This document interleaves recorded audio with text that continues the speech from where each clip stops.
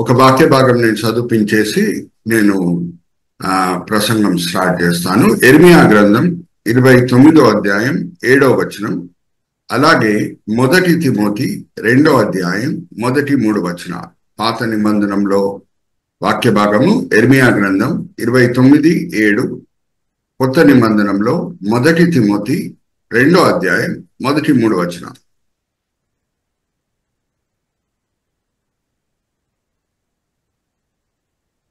నేను మిమ్మల్ని చెరగొని పోయిన పట్టణము యొక్క క్షేమము కోరి దాని కొరకు యెహోవాను ప్రార్థన చేయడి, దాని క్షేమము మీ క్షేమమునకు కారణమగును.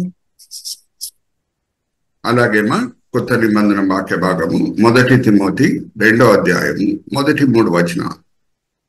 మనము సంపూర్ణ భక్తియు మాన్యతయు కలిగి నెమ్మదిగాను సుఖముగాను బ్రతుకు నిమిత్తము అన్నిటికంటే ముఖ్యముగా మనుషులందరి కొరకును, రాజుల కొరకును, అధికారులందరి కొరకును విజ్ఞాపనములను, ప్రార్థనలను, యాచనలను, కృతజ్ఞతా స్తుతులను చేయవలెనని హెచ్చరించుచున్నాను. ఇది మంచిదియు మన రక్షకుడగు దేవుని దృష్టికి అనుకూలమైనదియునై ఉన్నది. థ్యాంక్ యూ మా. నేను ఒక చిన్న ప్రార్థన చేసి ఇప్పుడు ముందుకు సాగుతాను. తండ్రి, ఈ సమయం బట్టి ఎంతో వందనాలు తండ్రి. గ్రేస్ అండ్ గ్లోరీ పరిచర్య బట్టి ఎంతో వందనాలు. పాస్టర్ రితీష్ గారికి మీరు ఇచ్చిన భారం దర్శనం బట్టి ఎంతో వందనాలు. ఆయన ఎంతో ప్రయాసంతో తండ్రి ఈ పరిచర్యని ముందుకు తీసుకొని వెళ్తుండగా ఆయన దీవించండి, ఆశీర్వదించండి, అభిషేకించండి. అలాగే ఈ సమయంలో ఉదయకాలంన ఈ జూమ్ మీటింగ్ లో పాల్గొనే ప్రతి వ్యక్తిని మీ చేతిలో అప్పచెప్తున్నాం. వాళ్ళు ఈ సమయంలో మీరు ఏదో పనులు చేసుకొని ఉండొచ్చు, కానీ మీ మీద ఉన్న ప్రేమ బట్టి మిమ్మల్ని ఆరాధించుటకు, మీ పిల్లలతో సహవాసంలో సమయం గడుపుటకు, వాక్యపరంగా ఆత్మికంగా బలపరచబడుటకు ఎంతో మంచి ఉద్దేశంలతో వాళ్ళు తండ్రి ఈ వేదిక మీద వచ్చి ఉన్నారు. అందరినీ కూడా మీరు తృప్తిపరుస్తారు, దీవిస్తారు, ఆశీర్వదిస్తారని మేము నమ్ముచున్నాం. నిష్ప్రయోజకమైన మీ దీన దాసుని ఈ సమయంలో నించబెట్టి మీ మహిమార్థమై వాడుకుంటున్నారు తండ్రి. దాన్ని బట్టి నేను మిమ్మల్ని స్తుతిస్తున్నాను. ఈ దినం, ఈ వేళ, ఈ పూట మీరు మా కొరకు ఏర్పరచుకున్న ఆత్మిక పాఠములు మా విశ్వాస నేతలను బయలుపరుస్తారని నమ్ముచు ఈ విన్నపంలో మేము యేసుక్రీస్తు పరిశుద్ధమైన వేడుకుంటున్నాము. ఆమేన్, ఆమేన్, ఆమేన్. అయితే మొదట్లో నేను ఎప్పుడు మీతో పంచుకునే ఒక సత్యము పంచుకొని ముందుకు వెళ్తాను.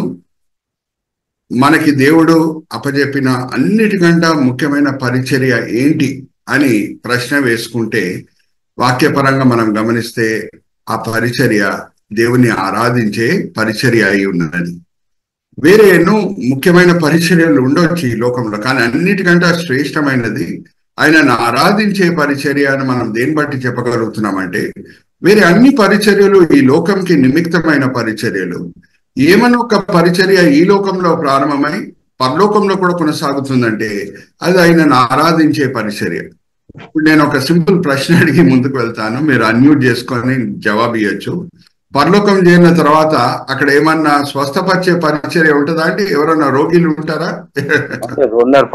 ఉంటారు. Very good, right answer. అలాగే పరలోకం చేరిన తర్వాత అక్కడ ఏమన్నా సువార్త బోధించే పరిచర్య ఉంటుందా? ఎవరన్నా పాపులు ఉంటారా రక్షించుటకు? ఎవరు ఉండరు. అక్కడ అందరు కూడా పరిశుద్ధులే. సో ఏమన్నా ఒక పరిచర్య ఈ లోకంలో ప్రారంభమై పరలోకంలో కూడా కొనసాగుతుందంటే అది ఆయనను ఆరాధించే పరిచర్య. దేవుని ఆరాధించే విషయంలో దేవుడు మన జీవితంలో ఆయనను ఆరాధించడం మంచిదే, కానీ అన్నిటికంటే శ్రేష్టమైన ఆరాధన ఏమై ఉన్నదంటే మన దేవుడు ఏమై ఉన్నాడో దాన్ని బట్టి ఆయనను ఆరాధించడం మనము నేర్చుకోవాలి. ఆయనలో ఉన్న మంచితనం బట్టి ఆయనను ఆరాధించడం మనము నేర్చుకోవాలి. ఎందుకంటే అప్పుడప్పుడు మన చుట్టూ దీవెనలు కనిపిస్తాయి, అప్పుడప్పుడు కనిపించకుండా కూడా ఉంటాయి. అప్పుడు దేవుని మంచితనం మారిపోవట్లేదండి. దీవెనలు మనకు కనిపించకుండా ఉంటే ఆయన మంచితనం మారిపోదు, అప్పుడు కూడా దేవుడు మంచివాడే. సో అటువంటి పరిస్థితుల్లో కూడా మనం ఆయనని ఆరాధించాలి. ఇంకా నేను మెయిన్ సందేశం నేను రాలేదు, ఒక భక్తుని గురించి చెప్తున్నాను. ఆయన నానా శ్రమల ద్వారా ప్రయాణమై వెళ్తున్నాడు, నీతిమంతుడే. ఆయన భార్య కూడా వచ్చి ఏమంటుందంటే దేవుణ్ణి శపించి చనిపో అని అంటుంది. ఎవరి గురించి మాట్లాడుతున్నా నేను? మీరే గెస్ చేయండి. యోబు, రైట్ ఆన్సర్. అటువంటి పరిస్థితిలో యోబు పలికిన సాక్ష్యం ఏంటో నేను మరి సహోదరి షీలాతో చదివిస్తాను. యోబు గ్రంథం 23వ అధ్యాయం 10వ వచనం చదవమ్మా. యోబు పలికిన సాక్ష్యం కష్టమైన పరిస్థితుల ద్వారా ప్రయాణమై వెళ్లే సమయంలో.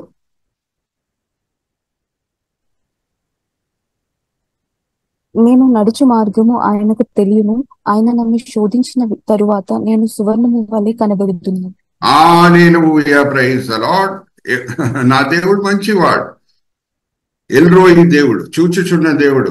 నేను ఏ మార్గం ద్వారా ప్రయాణమై వెళ్తున్నానో ఆయనకు తెలుసు. ఈ శ్రమలు నా మేలు కొరకు ఆయన అనుమతించాడు. ఎందుకంటే ఈ శ్రమలంతా అయిపోయిన తర్వాత నేనే మెరిచే బంగారం వలె, సువర్ణం వలె నేను కనిపిస్తానని యోబు అంటున్నాడు. సో దేవుని మంచితనం బట్టి ఆయనను ఆరాధించడం మనము నేర్చుకోవాలి.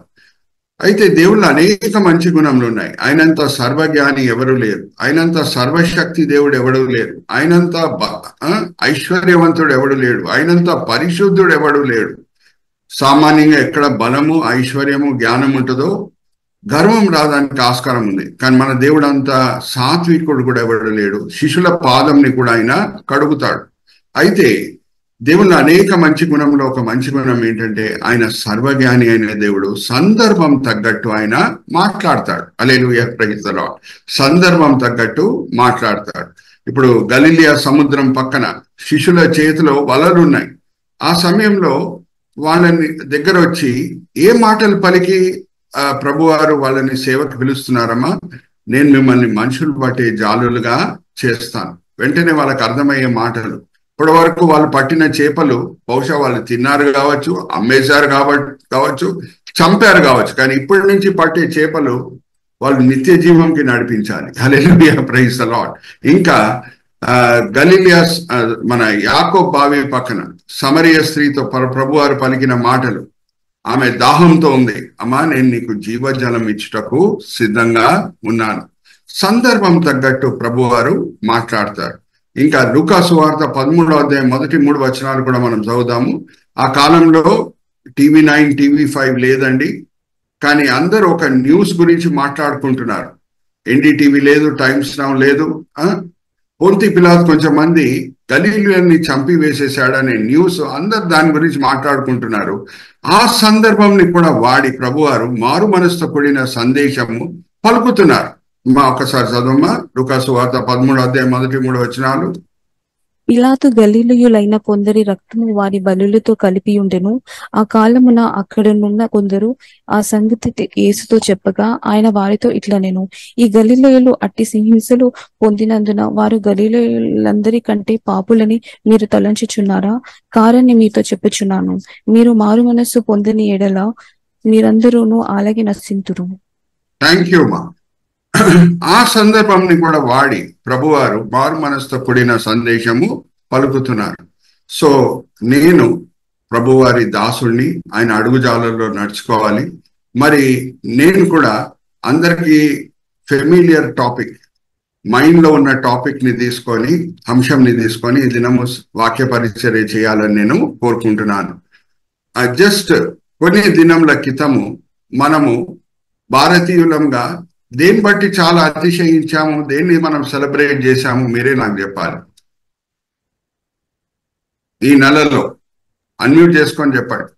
భారతదేశంను బట్టి మనకు స్వాతంత్రం ఇచ్చిన దేశం. Very good. స్వాతంత్రం 78వ స్వాతంత్ర దినం మనము ఆచరించాం. హల్లెలూయా, ప్రైజ్ ది లార్డ్. మన దేశం కొరకు మనం ఎప్పుడు ప్రార్థన చేయాలి. 1 తిమోతి 2వ అధ్యాయము మొదటి 3 వచనాలు మనం చదువుకున్నాం. సహోదరి షీలా పాల్ గారు ఎంతో చక్కగా చదివినిపించారు. మన నాయకుల కొరకు, మన అధికారుల కొరకు, మన రాజుల కొరకు మనము ప్రార్థన చేసే బద్దులమై ఉన్నాం. ఇప్పుడు లా అండ్ ఆర్డర్ ఉంది, సమాజంలో స్థిరత ఉందంటే మన నాయకులు చక్కగా పరిపాలిస్తున్నారు కాబట్టి. అలాగే ఇజ్రాయేలీలు బాబిలోన్లో ఉన్నప్పుడు ఆ వాక్య భాగం కూడా నేను చదివించాను.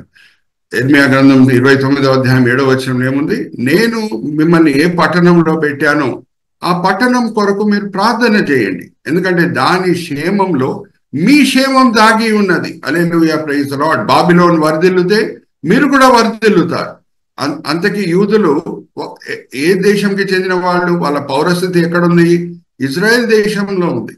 యెరూషలేంలో వాళ్ళ పౌరస్థితి ఉంది. కానీ వాళ్ళ చరిత్రలో ఒక సమయంలో 70 సంవత్సరాలు వాళ్ళు బాబిలోన్లో ఉన్నారు. సో బాబిలోన్ కొరకు మీరు ప్రార్థన చేయండి. మనం క్రైస్తవులంగా మన పౌరస్థితి పరలోకంలో ఉంది. కానీ దేవుడు మనల్ని ఇప్పుడు ఎక్కడ పెట్టాడో, ఏ దేశంలో పెట్టాడో దాని క్షేమం కొరకు మనం ప్రార్థన చేయాలి. హల్లెలూయా, ప్రైజ్ ది లార్డ్. ఎవరన్నా నేను భారతదేశంలోనే పుట్టాలని కోరుకున్నారా? దేవుడే ఆయన సర్వజ్ఞానం చొప్పున మనకు తల్లిదండ్రులు ఇచ్చారు. ఎవరైనా తల్లిదండ్రులను ఎన్నుకోదానికి వీలుందా? లేదు. ఆయన సర్వజ్ఞానం ప్రణాళిక చొప్పున మనం భారతదేశంలో పుట్టాలని దేవుడు కోరుకున్నారు. సో మన పౌరసతి పరలోకంలో ఉన్నా సరే ఇప్పుడు మనం భారతదేశంలో ఉన్నాం. ఆ దేశం క్షేమం కొరకు, ఆ దేశం వర్ధిల్లాలని మనం ప్రార్థన చేయాలి. ఎందుకంటే ఆ దేశం వర్ధిల్లితే మనం కూడా వర్ధిల్లుతాం. హల్లెలూయా, ప్రైజ్ ది లార్డ్. సో ఎప్పుడన్నా ఇండిపెండెన్స్ డే అప్పుడే కాదు, రిపబ్లిక్ డే దినమే కాదు, మన దేశము, మన దేశం నాయకుల కొరకు మనం ఎప్పుడు ప్రార్థన చేయాలి. అయితే ఇప్పుడు నేను పవర్ పాయింట్ ప్రెజెంటేషన్ స్టార్ట్ చేస్తాను. ఇండిపెండెన్స్ డే మనం అందరం కూడా చాలా మంది మన నేషనల్ ఫ్లాగ్ కి సల్యూట్ చేస్తాం.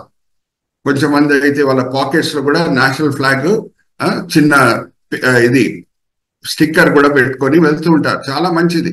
నా దేశంని నేను ప్రేమిస్తున్నాను అనే దానికి గుర్తు ఏంటంటే నేషనల్ ఫ్లాగ్ కి సల్యూట్ చేయటము, మన పాకెట్స్ లో నేషనల్ ఫ్లాగ్ తో కూడిన స్టిక్కర్ పెట్టుకొని వెళ్ళటం. అయితే ఈ నేషనల్ ఫ్లాగ్ ని తీసుకొని ఈ దినము ఆత్మిక సందేశం పంచుకోవాలని నా కోరిక. ఇప్పుడు చందు బ్రదర్ మనకు చూపిస్తారు, చూడండి స్లైడ్. చందు బ్రదర్ దీన్ని ఎన్లార్జ్ చేయండి. ఈ స్లైడ్ ని 3 రంగులు ఉంటాయి మన భారతదేశం ఫ్లాగ్ లో.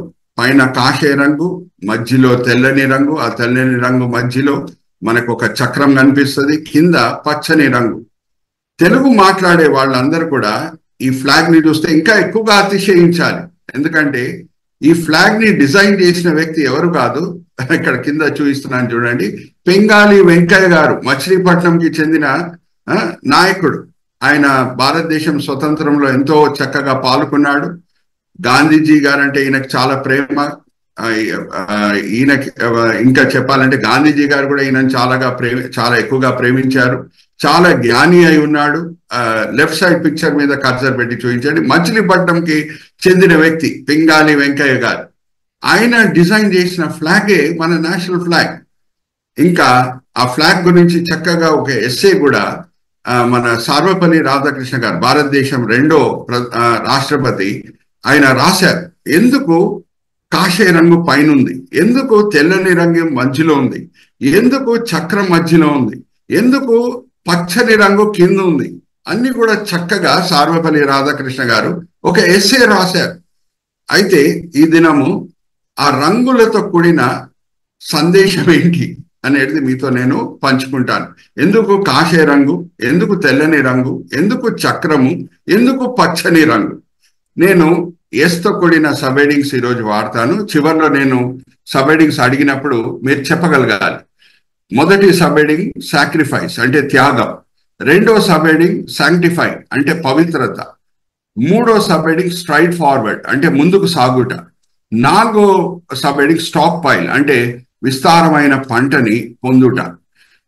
మొదటిగా సాక్రిఫైస్. నెక్స్ట్ స్లైడ్ కి మనం వెళ్దాము.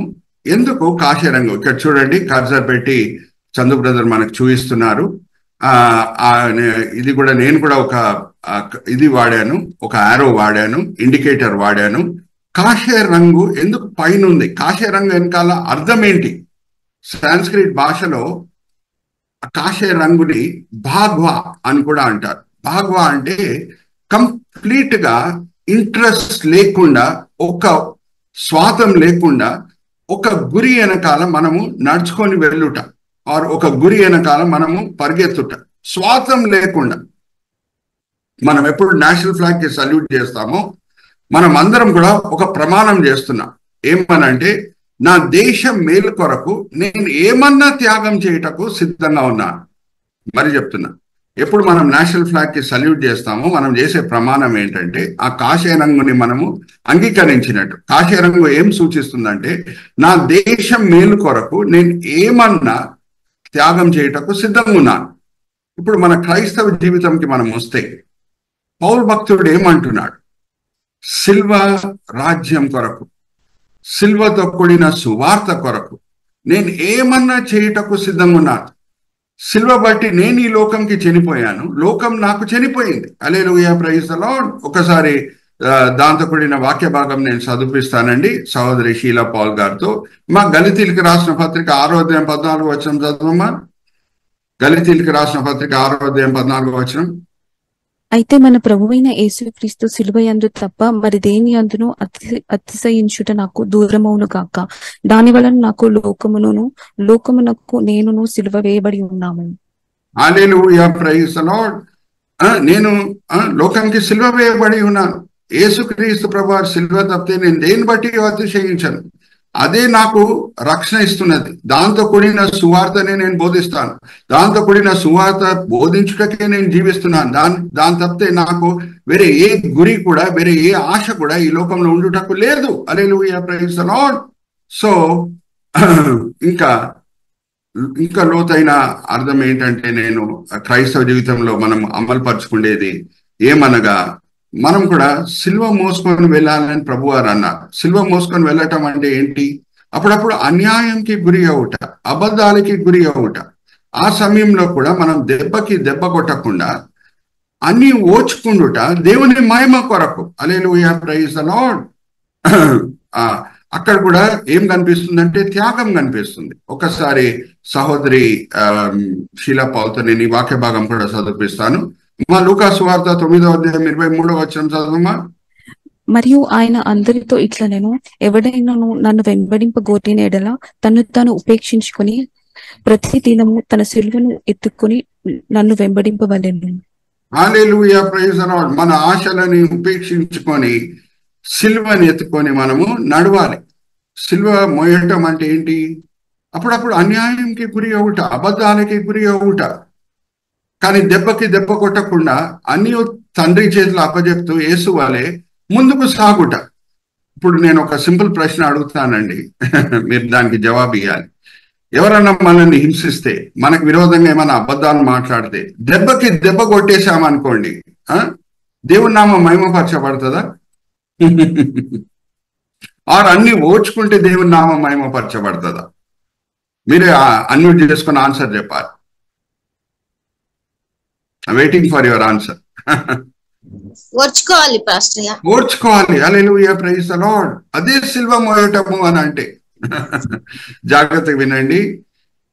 క్రైస్తవ జీవితం ప్రారంభంలో పరిశుద్ధాత్మ శక్తి మీద మనం ఆధారం పడి నేత్రాశ, శరీరాశ, జీవటమం మీద మనం విజయం పొందుతాం.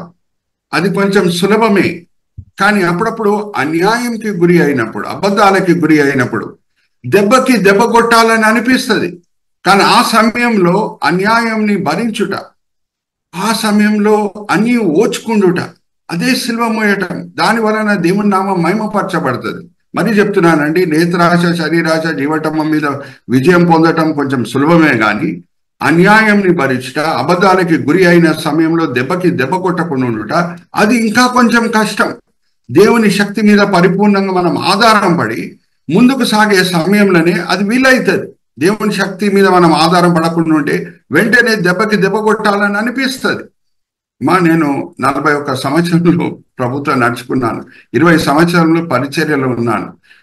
అనేకులకి కౌన్సిలింగ్ ఇచ్చి ఉన్నాను. నా కోరిక ఏంటంటే, ఇక్కడ ఎవరికన్నా పెళ్లి కాలేదంటే అందరికీ కూడా నవమి లాంటి అత్తలే దొరకాలని నా ప్రార్థన. కానీ అనుకుందాము, నవమి లాంటి అత్తలు లేరు అనుకున్నాము ఇంట్లో. ఒక క్రైస్తవ కోడలు చాలా కష్టపడి చెమటలు గార్చి మంచి రుచికరమైన బిర్యానీ తయారు చేస్తుంది ఆ కోడలు. కానీ అత్తగారు వస్తారు, వచ్చి కావాలని రుచికరంగా ఉన్నా సరే బిర్యానీ ఉప్పు లేదు అని అంటారు. అయితే ఆ సమయంలో దెబ్బకి దెబ్బ కొట్టకుండా ఉండుట, అన్నీ ఓచుకుండుట, నేత్రాశ, శరీరాశ, జీవటమ మీద విజయం పొందటం అంటే కష్టం. Hallelujah, praise the lord. ఆ సమయంలో ఆశా నిగ్రహం చూపించుట, సహనం చూపించుట చాలా కష్టం. కానీ పరిశుద్ధాత్మ దేవుడు మనల్ని లోపల నుండి బలపరుస్తాడు. Hallelujah, praise the Lord. Are you all with me? ఎందుకు మనం పిలువబడితిమి, సువార్త బోధించటకు పిలువబడితిని అనే మాట బహుశా మనకు బైబిల్లో కనిపించదేమో, కానీ దేనికి మనం పిలువబడితేమి అనేది వాక్య భాగం నేను చదివిస్తున్నాను. అమ్మా, 1 పేతురు 2వ అధ్యాయం 18వ వచనం నుంచి చదవమ్మా. 1 పేతురు 2వ అధ్యాయం 18వ వచనం నుంచి 23వ వచనం వరకు. పనివారులారా, మంచివారును సాత్వికులునైన వారికి మాత్రము కాక ముష్కరులైన మీ యజమానులకును పూర్ణ భయముతో లోబడి ఉండి, ఎవరైనాను అన్యాయముగా శ్రమ పొందుచు దేవుని గూర్చిన మనస్సాక్షి కలిగి దుఃఖము సహించిన ఎడల అది హితమగును. తప్పిదమునకై దెబ్బలు తిన్నప్పుడు మీరు సహించిన ఎడల మీకేమి గనుము? మేలు చేసి బాధపడినప్పుడు మీరు సహించిన ఎడల అది దేవునికి హితమగును. ఇందుకు మీరు పిలువబడితిరి. హల్లెలూయా, ప్రైజ్ ది లార్డ్. అన్యాయంకి గురి అయినప్పుడు దెబ్బకి దెబ్బ కొట్టకుండా ఉండుట, ఓచుకుండుట, సహనం చూయించుట, ఆశా నిగ్రహం చూయించుట, ఇందుకు మీరు పిలువబడితిరి. ఇంకా చదవమ్మా, కంటిన్యూ. క్రీస్తు కూడా మీ కొరకు బాధపడి మీరు తన అడుగుజాడల యందు నడుచుకున్నట్లు మీకు మాదిరి ఉంచిపోయెను. ఆయన పాపములు చేయలేదు, ఆయన నోట ఏ కపటమును కనబడలేదు. ఆయన దూషింపబడి బదులు దూషింపలేదు. ఆయన శ్రమ పెట్టబడి బెదిరింపక న్యాయంగా తీర్పు తీర్చు దేవునికి తను తాను అప్పగించుకొనెను. హల్లెలూయా, ప్రైజ్ ది లార్డ్. ఇందుకు మనం పిలువబడితే, ఎప్పుడు మనము కష్టమైన పరిస్థితిలో సహనం చూపిస్తామో, ఆశానుగ్రహం చూపిస్తామో, తగ్గింపు చూపిస్తామో, దేవుని నామం మహిమపరచబడుతుంది. ఎందుకంటే స్వాతం ఏం చెప్తుంది అని అంటే, అన్యాయంకి గురి అయినప్పుడు దెబ్బకి దెబ్బ కొట్టాయి అని లోపల నుంచి ఒక ప్రేరేపణ పుడుతూ ఉంటది. అది స్వాతం, that is selfishness. But we bear everything. We exercise self-control. We show patience. We show humility. We show self-control. అప్పుడు దేవుని నామం మహిమపరచబడుతుంది. మన ఆశలు, మన అధికారం అంతా కూడా మనం పక్కన పెట్టేస్తున్నాం. నాకు ఏది అధికారం అని అనిపిస్తున్నదో, ఏది నేను చేయాలని అనుకుంటున్నానో దాన్ని కూడా నేను పక్కన పెట్టేసి దేవుని నామం మహిమపరచాలపడాలి అని నేను ఎప్పుడు ముందుకు సాగుతున్నానో అది భాగ్వ అంటే రినౌన్సియేషన్. అంటే దేవుని మేలు కొరకు, దేవుని నామం మహిమపరచబడుటకు, దేవుడు ఘనపరచబడుటకు నా అధికారాలని కూడా నేను పక్కన పెట్టేస్తాను. పాపంని విడిచిపెట్టడమే కాదు, పాపంని విడిచిపెట్టుట కొంచెం సులభం, అధికారాలను కూడా పక్కన పెట్టుట అది కొంచెం కష్టం. Hallelujah, praise the Lord. Are you all understanding? So that is what the కాషాయ రంగు కలర్ ఇస్ ఆల్ అబౌట్. ఇప్పుడు మనం తెల్లని రంగు మనం వద్దాం. నెక్స్ట్ స్లైడ్ కి మనం వెళ్దాం. తెల్లని రంగు ఏంటంటే పవిత్రత. ఒక్కసారి మనం సహోదరి షీలా పాల్ గారి సహాయంతో 2 కొరింథీయులకు రాసిన పత్రిక 6వ అధ్యాయము 18-19 వచనాలు మనం చదువుదాం. 2 కొరింథీ 6వ అధ్యాయం 18-19.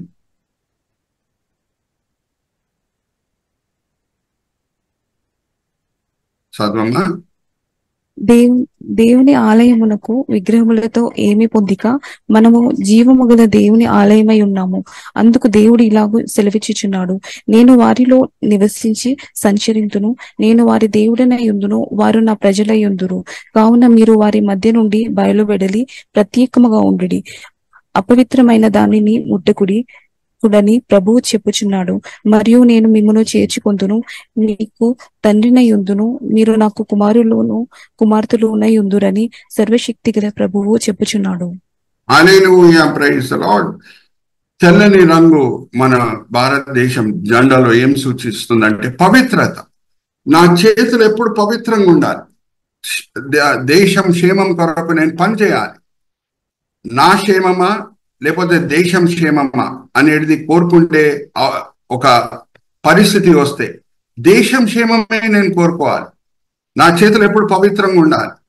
ఇప్పుడు దేశ నాయకులు, అలాగే ప్రభుత్వంలో పనిచేసే అధికారులు ఉదయము 15th ఆగస్టు నేషనల్ ఫ్లాగ్ కి సల్యూట్ కొట్టి అదే చేతులతో మరి లంచం తీసుకుంటే అది చాలా అపవిత్రమైన కార్యం, సిగ్గుతో కూడిన కార్యం అది. సో మన చేతులు ఎప్పుడు పవిత్రంగా ఉండాలంటే దాని అర్థం ఏంటంటే దేశం క్షేమం కొరకు మనం ఏం స్వార్థం లేకుండా పనిచేయాలి.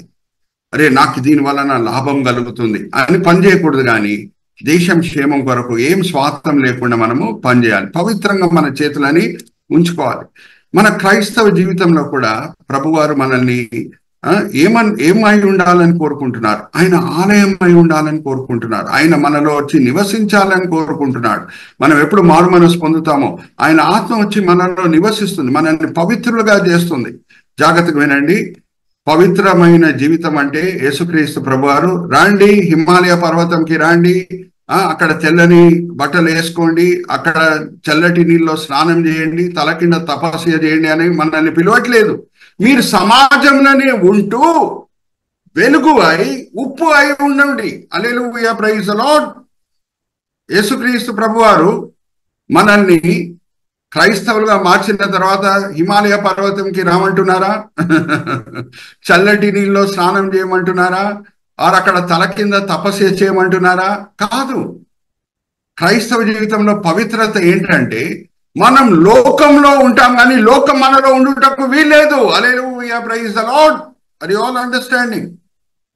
అమ్మా, ఒక పడవ సముద్రంలో ప్రయాణమై వెళ్ళే సమయంలో నేను ఒక సింపుల్ ప్రశ్న అడుగుతున్నాను, మీరు అన్మ్యూట్ చేసుకొని నాకు జవాబు ఇవ్వాలి. ఒక పడవ సముద్రంలో ప్రయాణమై వెళ్ళే సమయంలో దాని చుట్టూ ఏముంటదమ్మా? నీళ్లుంటాయి పాస్టర్. నీళ్లుంటాయి. Very good. ఇప్పుడు మరి ఇంకొక ప్రశ్న, ఆ పడవ చుట్టూ నీళ్లు ఉంటే పర్వాలేదు కానీ ఆ నీళ్లు పడవ లోపల రావడానికి ఆస్కారం ఉందా? రావచ్చా నీళ్లు లోపల? ఏమైనా హోల్స్ ఉంటే వస్తాయి పాస్టర్ గారు. దానికి ఏమైనా హోల్స్ ఉంటే నీళ్లు వస్తాయి. నీళ్లు లోపల వస్తే మాత్రం పడవ మునిగిపోతుంది. దాని చుట్టూ నీళ్ళే ఉంటాయి కానీ ఆ నీళ్లు పడవ లోపల రావడానికి ఆస్కారం లేదు, దాని లోపల రాకూడదు.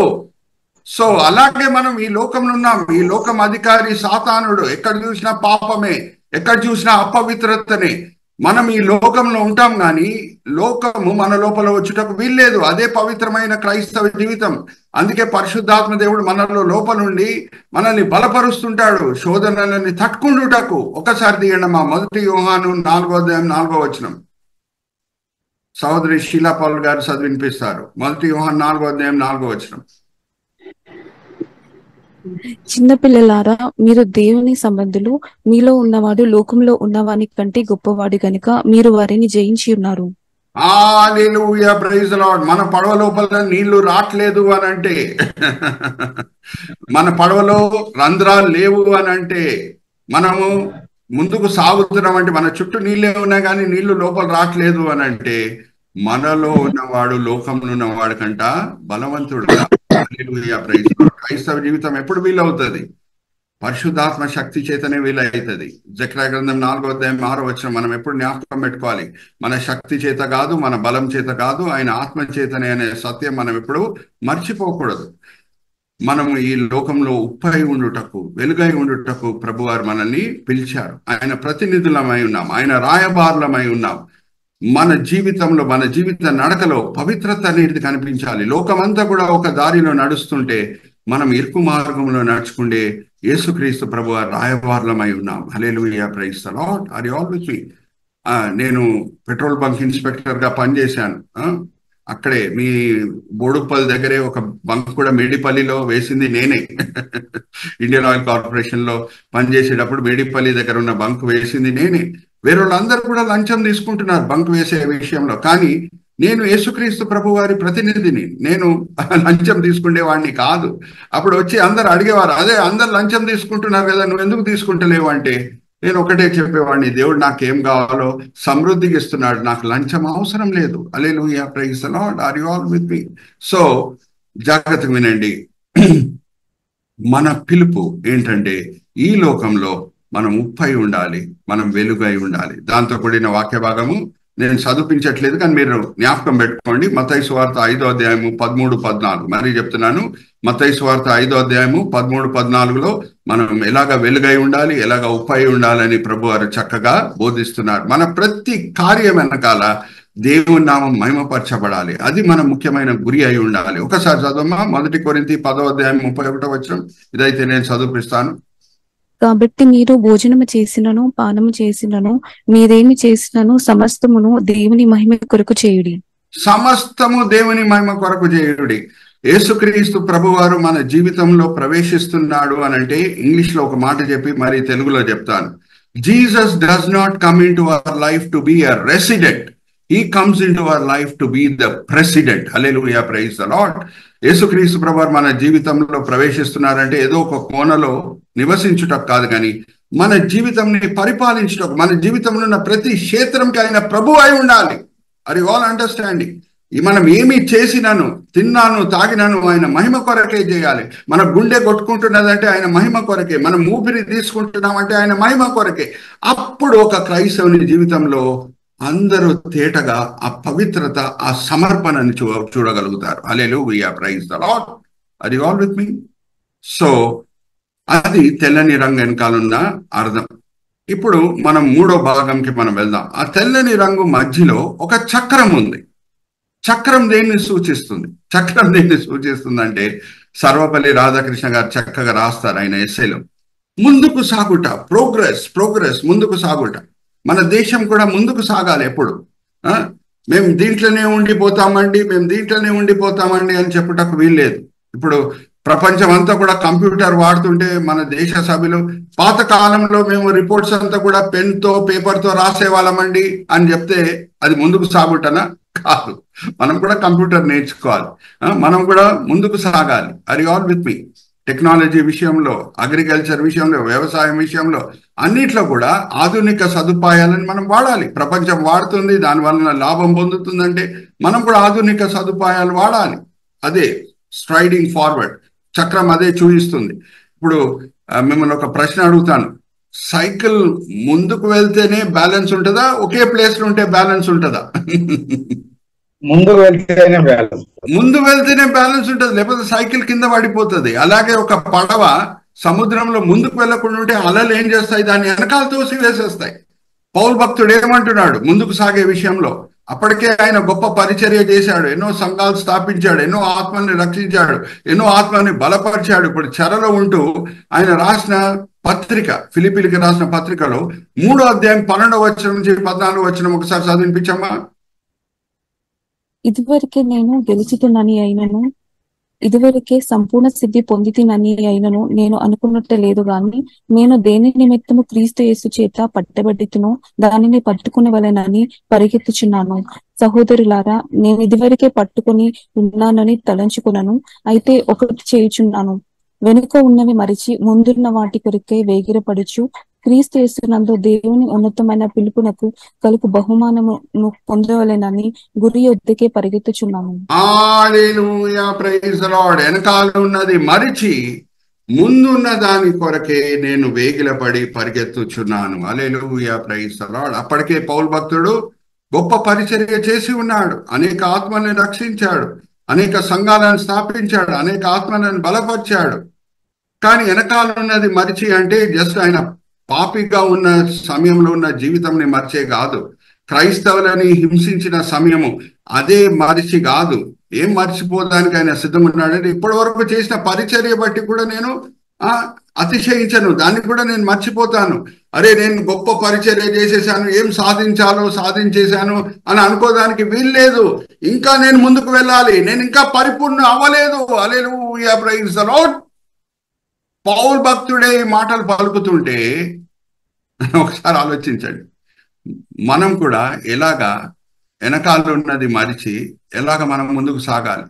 క్రైస్తవ జీవితంలో అప్పుడప్పుడు సాతానుడు మనల్ని తప్పుదారిలో తీసుకొని వెళ్ళడానికి ప్రయత్నిస్తాడు. ఏమని చెప్పి ప్రయత్నిస్తాడంటే, నువ్వు చాలా గొప్ప సేవ చేసినావు, గొప్ప పరిచర్య చేసినావు, దీనికంటే ఏం చేయగలుగుతావు నువ్వు అని అంటాడు. మనము తృప్తి పొందేదానికి వీల్లేదండి. తృప్తి ఆత్మిక జీవితంలో పొందడానికి వీల్లేదు. ముందుకు సాగుతూనే ఉండాలి. నేను యేసు రూపంలో మార్చబడుతున్నానా? యేసు లాంటి సహనం నాలో పుడుతున్నదా? యేసు లాంటి ఆశానికం ఉందా? యేసు లాంటి తగ్గింపు ఉందా? యేసు లాంటి సాత్వికం ఉందా? ఆ విషయంలో నేను ముందుకు సాగుతూ ఉండాలి. పేతురు ఏమంటాడు ఒకసారి చదవమ్మా. 2 పేతురు మొదటి అధ్యాయము 5వ వచనం నుంచి, విశ్వాసం చేత మనకి రక్షణ వస్తున్నది, కానీ ఆ విశ్వాసంకి మనం ఏం అమర్పరచుకోవాలి, ఇంకేమేం గుణములు మనం కలిగి ఉండాలి? ఆ హేతువు చేతనే మీ మట్టుకు మీరు పూర్ణ జాగ్రత్త గల వారే మీ విశ్వాసమునందు సద్గుణమునందు జ్ఞానమును, జ్ఞానమునందు ఆశా నిగ్రహమునందు సహనమునందు భక్తిని, భక్తి అందు సహోదర ప్రేమను, సహోదర ప్రేమయందు దయను అమర్చుకొనుడి. హల్లెలూయా, ప్రైజ్ ది లార్డ్. అది అమర్చుకుంటూ ఉంటే ఏమవుతుంది? అది కూడా పేతురు రాస్తున్నాడు. ఇంకా కింద కూడా చదవమ్మా. ఇవి మీకు కలిగి విస్తరించిన ఎడల అవి మన ప్రభువైన యేసుక్రీస్తును గూర్చిన అనుభవ జ్ఞాన విషయములో మిమ్మును సోమరులైనను నిష్ఫలులైనను కాకుండా చేయను. కంటిన్యూ. ఇవి ఎవనికి లేకపోవునో వాడు తన పూర్వ పాపములకు శుద్ధి కలిగిన సంగతి మర్చిపోయి గుడ్డివాడును దూరదృష్టి లేనివాడు నగును. చూడండి, ఈ మనం అమర్పరచుకోకుండా ఉంటే మనకి గుడ్డితనం ఉంది, దూరదర్శనం లేదు. రక్షణ పొందాను చాలు కాదు. యేసులంటి ఆశా నిగ్రహం, యేసులంటి సహోదర ప్రేమ, యేసులంటి తగ్గింపు, యేసులంటి సహనం, యేసులంటి ఓర్పు, ఆ విషయంలో మనం ముందుకు సాగుతున్నామా అమ్మా? ఈ గుణంలన్నీ కూడా మనం మార్కెట్లో కొనలేం. మార్కెట్లో దేవుడు అమ్మితే లక్షలు పెట్టి అంబానీ గారు కొనేస్తారు. ఓకే, ఈ గుణములు మనము బైబిల్ కాలేజ్కి వెళ్ళి పొందలేం. ఒకటే ఒక దారి ఉంది. 2000 సంవత్సరాలుగా ప్రభు వారు వాడే దారి ఏంటంటే నమ్మకంగా సిల్వ మోయుట పరిశుద్ధాత్మ శక్తితో. హల్లెలూయా, ప్రైజ్ ది లార్డ్. ఎప్పుడు మనం అన్యాయంకి గురి అయ్యి, అబద్ధాలకు గురి అయ్యి, దెబ్బకి దెబ్బ కొట్టకుండా పరిశుద్ధాత్మ శక్తితో అన్ని మనం సహిస్తున్నామో అప్పుడు ఆశా నిగ్రహం ఇంకా ఎక్కువగా పెరుగుతుంది, సహనం ఎక్కువగా పెరుగుతుంది, తగ్గింపు ఎక్కువగా పెరుగుతుంది, ఓర్పు ఎక్కువగా పెరుగుతుంది. అందుకే పౌలు భక్తుడు అంటున్నాడు, ఒకసారి తీయనమ్మా, శ్రమల బట్టి నేను అతిశయిస్తున్నాను అని అంటాడు. రోమిలికి రాసిన పత్రిక 5వ అధ్యాయం 3-4 వచనాలు. రోమిలికి రాసిన పత్రిక 5వ అధ్యాయం 3-4 వచనాలు. అంతేకాదు శ్రమ ఓర్పును, ఓర్పు పరీక్షను, పరీక్ష నిరీక్షణను కలిగజేయునని ఎరిగి శ్రమలయందును అతిశయపడుచు. Hallelujah, praise the Lord. Are you all understanding అమ్మా? యథార్థంగా ఒక మాట నేను ఒప్పుకుంటున్నాను. చిన్నప్పుడు ఇంజెక్షన్ తీసుకున్నప్పుడు నేను ఏడ్చానమ్మా. మీరు కూడా ఏడ్చారా?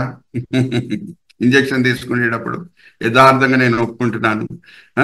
కానీ ఈ వయసులో ఇంజెక్షన్ తీసుకుంటే నేను ఏడవను. ఎందుకంటే ఇంజెక్షన్ నొప్పి కలిగించినా సరే నాకు మేలుకరంగా ఉందని నాకు తెలుసు కాబట్టి. యోహాను సువార్త 8వ అధ్యాయం 30 వచనం ఏం చేస్తుంది? ఏం చెప్తున్నది? సత్యం మిమ్మల్ని స్వతంత్రులుగా చేయును. హల్లెలూయా, ప్రైజ్ ది లార్డ్. ఎప్పుడు శ్రమలు నాకు ఆత్మికంగా మేలుకరంగా ఉందని నేను గ్రహించానో అప్పుడు నేను శ్రమలు వచ్చినప్పుడు సనగను, సంతోషిస్తూ ముందుకు వెళ్తాను. పౌలు శీల వలె కొరడా దెబ్బలు తిని, చెరలో వేయబడి, సంకీలతో బంధింపబడి ఉన్న సమయంలో కూడా నేను స్తుతి పాటలు పాడతాను. Hallelujah, praise the Lord. Are you all understanding అమ్మా? అందరూ గొప్పగా అవటము, హెచ్చింపబడటము అది చాలా మంచిది అని ఈ లోకంలో అనుకుంటారు. దేవుని దృష్టిలో ఎంతగా మనం తగ్గించబడుతున్నామో దాన్ని బట్టి దేవుని దృష్టిలో మనం గొప్పవాళ్ళం. హల్లెలూయా, ప్రైజ్ ది లార్డ్. పౌలు భక్తుడు సాత్వికం గురించి ఒక మాట చెప్పేసి నేను చివరి రంగుకి నేను వెళ్తున్నాను. ఎలాగ ఆయన ముందుకు సాగాడు సాత్వికం విషయంలో? 55 ADలో 55 ADలో ఆయన 1 కొరింథీయులకు రాసిన పత్రిక రాశాడు. అప్పుడు ఆయన సాత్వికం ఎలాగుండింది మనం చూద్దాం. దాని తర్వాత 60 ADలో ఎఫెసీయులకు రాసిన పత్రిక ఆయన రాశాడు. అప్పుడు ఆయన సాత్వికం ఎలాగుండిందో మనం చూద్దాం. 64 ADలో ఇంకా చనిపోయే సమయంలో 1 తిమోతి పత్రిక ఆయన రాశాడు. అప్పుడు ఆయన సాత్వికం ఎలాగుండిందో మనం చూద్దాం. మొదటిగా 1 కొరింథీయులకు రాసిన పత్రిక 15వ అధ్యాయం 9వ వచనం చదవమ్మా. 1 కొరింథీ 15:9. ఆయన గురించి ఏమని చెప్పుకుంటున్నాడు? ఏలైనగా నేను అపోస్తులందరిలో తక్కువ వాడను, అపోస్తులు అందరిలో నేను తక్కువ వాడను అని అంటున్నాడు. సేవకులు ఎంతో మంది ఉన్నారు, అందరి సేవకుల్లో నేను అందరికంటే తక్కువ వాడను. చాలా మంచిగా ఉంది ఆయన సాత్వికం అక్కడే. 5 సంవత్సరముల తర్వాత ఎఫెసీయులకు రాసిన పత్రిక రాయబడింది 60 ADలో. అప్పుడు ఆయన గురించి ఏమని చెప్పుకుంటున్నాడు ఒకసారి మనం చూద్దాం. ఎఫెసీయులకు రాసిన పత్రిక 3వ అధ్యాయం 8వ వచనం. ఇక్కడ చూడండి, చక్కగా బ్రదర్ చందు గారు కూడా మనకి ఏది చూపించాలో కరెక్ట్ టైంలో అది చూపిస్తున్నారు. Praise the lord. 55 ADలో 1 కొరింథీ పత్రిక 15వ అధ్యాయం 9వ వచనము, 60 ADలో ఎఫెసీయులకు రాసిన పత్రిక 3వ అధ్యాయం 8వ వచనం. ఒకసారి చదవమ్మా.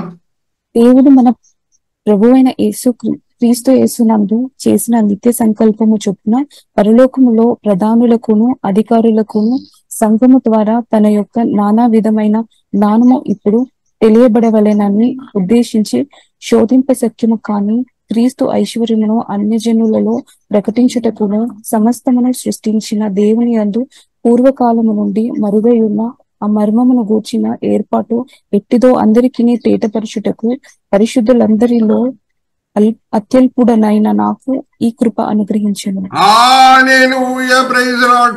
ఇప్పుడు మామూలు సంఘ సభ్యులు, పరిశుద్ధులు అంటే ఎవరు? అందరు సంఘ సభ్యులు అందరు కూడా పరిశుద్ధులు. వాళ్ళలో అందరికంట అల్పుణ్ణి నేను, అతి అల్పుణ్ణి నేను అని అంటున్నాడు. హల్లెలూయా, ప్రైజ్ ది లార్డ్. మొదట్లో సేవకులు అంటే ఒక స్థాయి. ఆ సేవకుల్లో అపోస్తుల్లో నేను అందరికంట తక్కువ వాడను. ఇప్పుడు సంఘ సభ్యులు పరిశుద్ధులు అంటే ఎవరు? ప్రతి క్రైస్తవుడు పరిశుద్ధుడే. సంఘ సభ్యుల్లో నేను అందరికంట అతి ఎక్కువగా అల్పుణ్ణి అని అంటున్నాడు. హల్లెలూయా, ప్రైజ్ ది లార్డ్. చూడండి గ్రాఫ్ ఎలాగ వెళ్తుందో, డౌన్ లో వెళ్తుంది. గ్రాఫ్ ఎలాగ వెళ్తుంది? డౌన్ లో వెళ్తుంది. ఓకే, అయితే ఇక్కడ చూడండి చందు బ్రదర్ మనకు చూపిస్తున్నారు. అందరు ఏం కోరుకుంటారంటే గ్రాఫ్ ఇలాగ పోవాలి, పైకి పోవాలి. What is growth in God side? పైకి వెళ్ళాలండి, మేము ఇంకా గొప్ప కావాలి, ఇంకా గొప్ప కావాలి, ఇంకా గొప్ప కావాలని కోరుకుంటుంటే పౌలు నేను ఇంకా తగ్గించబడాలి, ఇంకా తగ్గించబడాలి, ఇంకా తగ్గించబడాలని ఆయన ముందుకు వెళ్తున్నాడు. అదే నిజమైన ఎదుగుదల దేవుని దృష్టిలో. Are you all understanding? నా ఆలోచనలు మీ ఆలోచనలు లాంటివి కావు. యెషయా గ్రంథం 55వ అధ్యాయం, అది కూడా చక్కగా చందు బ్రదర్ డిస్ప్లే చేస్తున్నారు చూడండి. యెషయా గ్రంథం 55వ అధ్యాయం 8-9 వచనాలు ఏముంది? నా ఆలోచనలు మీ ఆలోచనలు లాంటివి కావు. ఆకాశం ఎంత ఎత్తైన చోటలు ఉందో అలాగా నా ఆలోచనలు మీ ఆలోచనలతో పోలిస్తే ఎత్తైన చోటలు ఉంది. లోకమంతా కూడా ఏమనుకుంటుందంటే మేము ఇంకా గొప్పగా అవుతేనే గొప్ప, మేము ఇంకా చాలా పేరు పొందుతేనే అదే గొప్ప విషయం అని లోకం అనుకుంటుంటది. కానీ ఒక క్రైస్తవుడు, నిజమైన క్రైస్తవుడు ఎంతగా ఆయనని తగ్గించుకుంటున్నాడో దాంట్లోనే ఆయన గొప్పతనం ఉంది. Hallelujah, praise the Lord. Are you all with me? So అది ఎదుగుదల. ఆ విషయంలో నేను ముందుకు సాగుతున్నానని పౌలు భక్తుడు అంటున్నాడు. సో మరి ఆ స్లైడ్కి వెళ్దాము. 55 ADలో అపోస్తుల అందరికంటే నేను తక్కువ వాడను. 60 ADలో పరిశుద్ధులందరిలో నేను అల్పుణ్ణి. ఇప్పుడు చనిపోయే ముందు 64 ADలో మొదటి తిమోతి పత్రిక రాయబడింది. మొదటి తిమోతి 1వ అధ్యాయం అమ్మ, ఇక్కడ టైపింగ్ మిస్టేక్ అయింది. మొదటి తిమోతి 1వ అధ్యాయము 15 వచనం చదవమ్మా. 15-16. పాపులను రక్షించుటకు క్రీస్తు యేసు లోకమునకు వచ్చినను వాక్యము నమ్మతగినదయు పూర్ణ అంగీకారమునకు యోగ్యమైనదియునై ఉన్నది. అట్టి వారిలో నేను ప్రధానుడను. అయినను పాపుల్లో నేను ప్రధానుడిని. Hallelujah, praise the Lord. Are you understanding? ఇప్పుడు పాపుల్లో నేను ప్రధాన పాపిని అని అంటున్నాడు. ఆయన తగ్గింపు చూడండి. 55 ADలో అపోస్తుల్లో నేను అందరికంటే తక్కువ వాడను. 60 ADలో పరిశుద్ధుల్లో క్రైస్తవుల్లో నేను అందరికంటే అల్పుణ్ణి. 64 ADలో పాపుల్లో నేను అందరికంటే పెద్ద పాపిని. హల్లెలూయా, ప్రైజ్ ది లార్డ్. ఇదమ్మా ముందుకు సాగుట అంటే క్రైస్తవ జీవితంలో. ఎక్కువ పేరు పొందుట కాదు, పరిచర్య చాలా పేరు పొందుట కాదు, సంఘంలో ఎంతమంది వస్తున్నారు కాదు, ఎన్ని లైక్స్ ఉన్నాయి యూట్యూబ్ రికార్డింగ్స్కి, అది కాదు. ముఖ్యమైనది ఏందనంటే నా తగ్గింపు విషయంలో, సహనం విషయంలో, యేసు గుణముల విషయంలో నేను ఎలాగ ముందుకు సాగుతున్నాను. అది నిజమైన ఎదుగుదల, అది నిజమైన ముందుకు సాగుట. అందుకే పౌలు భక్తుడు ఏమంటున్నాడంటే వెనకాల ఉన్నది మరిచి ముందున్న దాన్ని దృష్టిలో పెట్టుకొని నేను పరిగెత్తుచున్నాను అని అంటున్నాడు. ఇప్పుడు చివరి రంగుకి మనం వెళ్దాం. పచ్చని రంగు. భారతీయులంగా జాగ్రత్త వినండి, ఒక ప్రశ్న అడుగుతున్నా. భారతీయులంగా కాషాయ రంగుతో కూడిన మాటలన్నీ కూడా మనం పాటిస్తే, తెల్లని రంగుతో కూడిన మాటలన్నీ కూడా మనం పాటిస్తే, చక్రంతో కూడిన మాటలన్నీ కూడా మనం పాటిస్తే విస్తారమైన పంటని మనం పొందమా? మన దేశం వర్ధిల్లదా? వర్ధిల్లుతుంది. అందుకే పచ్చని రంగు చివర్లో ఉంది కానీ మొదట్లో లేదు. Hallelujah, praise the lord. సార్వపల్లి Radhakrishna గారు చక్కగా ఆయన మన భారతదేశం జెండా గురించి ఆ ఎస్ఏ రాస్తూ ఏమంటాడంటే ఎందుకు పచ్చని రంగు చివర్లో ఉంది, ఎందుకు మొదట్లో లేదు? అన్నిట్లో పైలో ఎందుకు లేదు? ఎందుకంటే మొదట్లో మనం కాషాయ రంగుతో కూడిన మాటలన్నీ కూడా పాటిస్తే, తెల్లని రంగుతో కూడిన మాటలన్నీ కూడా పాటిస్తే, చక్రంతో కూడిన మాటలన్నీ కూడా మనం పాటిస్తే ఆటోమేటిక్ గా పచ్చని రంగుతో కూడిన మేళ్ళు అంతా కూడా మనం పొందుతాం. విస్తారమైన పంట మనం పొందుతాం, వర్ధిల్లుతాం, దేశం ముందుకు సాగుతుంది. హల్లెలూయా, ప్రైజ్ ది లార్డ్. క్రైస్తవులంగా కూడా జాగ్రత్తగా వినండి. మనం కాషాయ రంగుతో కూడిన మాటలు మనం పాటిస్తూ ఉంటే, తెల్లని రంగుతో కూడిన మాటలు మనం పాటిస్తే, చక్రంతో కూడిన మాటలు మనం పాటిస్తే గొప్పగా దేవుడు ఆయన మహిమార్థమై మనల్ని వాడుకుంటాడు. హల్లెలూయా, ప్రైజ్ ది లార్డ్. అప్పుడప్పుడు మనం నోరు విప్పి సాక్ష్యం పలికే అవసరం లేదు, మనం నోరు విప్పి సువార్త బోధించే అవసరం లేదు. ప్రజలు ఎలాగ ఆకర్షింపబడతారు అంటే, అపోస్తల కార్యం 16వ అధ్యాయంలో మనం చదువుకుంటే, కొరడా దెబ్బలు తిని సంఖ్యలతో బంధింపబడి చెరలో వేయబడిన పౌలు, శీల ప్రభువారి పట్ల ఎటువంటి సమర్పణ కలిగి ఉన్నారనేది గమనించి ఆ జైలు అధికారి వచ్చి ఏమని అడుగుతున్నాడు? అయ్యలారా, నేను రక్షణ పొందుటకు ఏం చేయాలి అని అడుగుతున్నాడు. హల్లెలూయా, ప్రైజ్ ది లార్డ్. నేను ఇప్పుడు మిమ్మల్ని ఒక ప్రశ్న అడుగుతున్నాను. ఆ సమయంలో పౌలు, శీల ఏమన్నా సువార్త బోధించారా? Yes are no? సువార్త ఏం బోధించలేదు, సాక్ష్యం ఏం పలకలేదు. ప్రభు వారి పట్ల ఎటువంటి సమర్పణ కలిగి ఉన్నారో వాళ్ళు చూపిస్తున్నారు. దాన్ని చూసి జైలు అధికారి ఆకర్షించబడి సాగిలపడి వాళ్ళ ముందు ఏమని అడుగుతున్నాడంటే, అయ్యలారా, రక్షణ పొందుటకు నేనేం చేయాలి? హల్లెలూయా, praise the lord.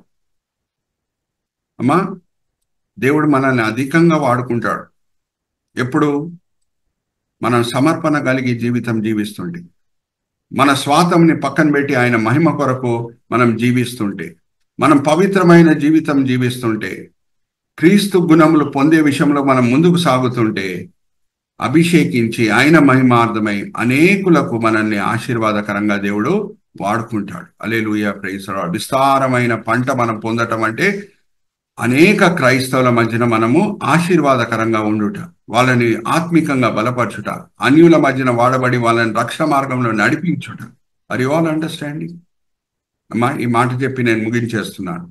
Saint Augustine అనే ఒక భక్తుడు ఏమన్నాడు అని అంటే, Jesus is most glorified when people observe his value in my life, and that value should be more than what life can give or death can take away అని అన్నాడు.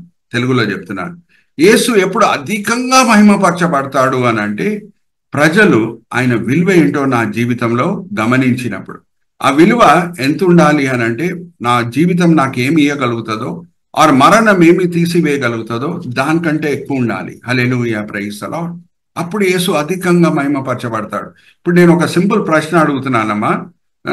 భారతదేశంలో ఒక వండర్ ఉంది, అవునా? ప్రపంచంలో ఎక్కడి నుంచి వచ్చిన భారతదేశంకి దాన్ని చూసేసి వెళ్తారు. ఏంటమ్మా అది? ఒక కట్టడ. అది భారతదేశంలో ఆగ్రాలో ఉంది. అది ఏంటది? చెప్పాలి, అన్మ్యూట్ చేసుకోండి. తాజ్ మహల్. Right answer.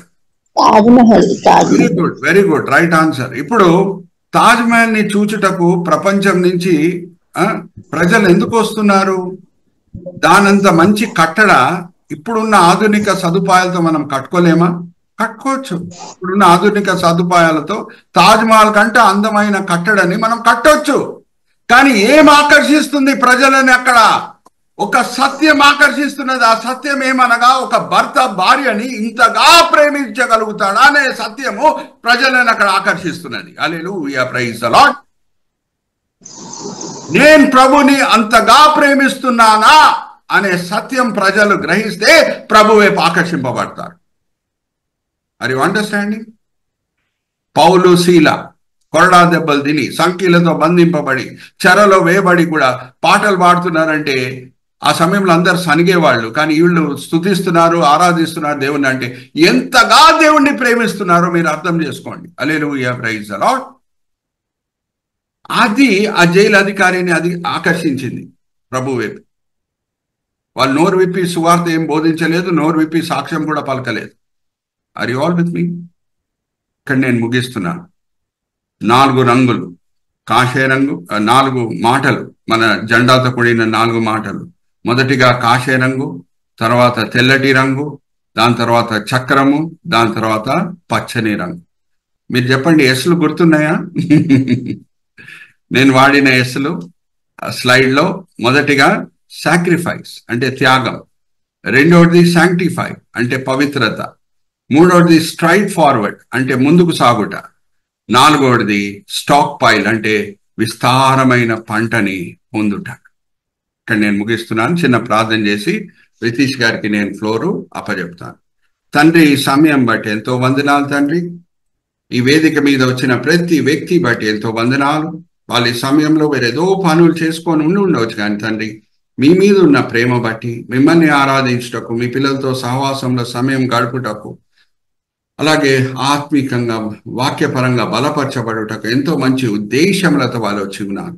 అందరినీ కూడా మీరు తృప్తిపరచున్నారు, దీవించున్నారు, ఆశీర్వదించున్నారని మేము నమ్ముచున్నాం. నిష్ప్రయోజకమైన మీ దీనదాసుని నించోబెట్టి ఈ సమయంలో మీ మహిమార్థమై వాడుకున్నారు తండ్రి. దాన్ని బట్టి నేను మిమ్మల్ని స్తుతిస్తున్నాను. ఈ దినం, ఈ వేళ, ఈ పూట మీరు మాకు నేర్పించిన పాఠములు తండ్రి, మేము వినే వాళ్ళంగానే కాకుండా అమలుపరిచే వాళ్ళంగా మమ్మల్ని అందరినీ సరిదిద్దండి. ఈ వినపములు మేము యేసుక్రీస్తు పరిశుద్ధమైన నామములో వేడుకుంటున్నాం. Amen, amen, amen. Praise the Lord. Thank you pastor. దేవునికి స్తోత్రం. చక్కటి వాక్య సందేశం అందించిన సురేష్ మనోహర్ పాస్టర్ కు ప్రత్యేక వందనాలు.